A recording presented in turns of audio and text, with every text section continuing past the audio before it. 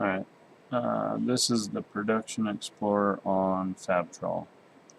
Open your FabTrol, go to Production, and then down here to Production Explorer. Give it a second to open up. We'll maximize it and select our shop, and we'll select the job we're working on, which is not that one. Go to that one.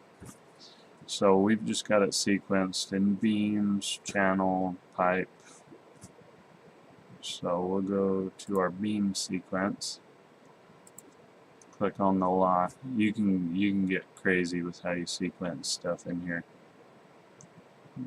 I'll move this around. That way it's all put together. Save column properties. You can drag all this stuff around, right click, and just click Save Column Properties. That way next time you come in it'll be set up the same exact way you had it before.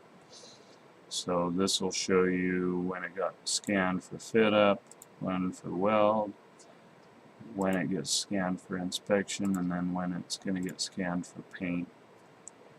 And then it'll give you 3 of 4, 4 of 4. That way you've kind of got an idea of what's going on. And then if it's something that you're not wanting to track, you can just click down here on routing and then go over here to assembly routing. Right, there's our ship, so we can click on that if we want to track it or if we don't want to track it. And then we can click on it if we don't want to track it for paint, if it's getting galvanized or whatever. So, but once it's scanned, you can't uncheck it, obviously. So, but that's just a quick way to get an idea of where you're at in your production.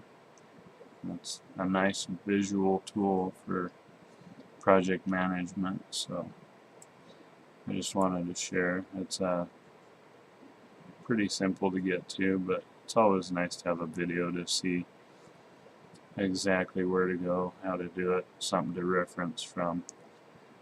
So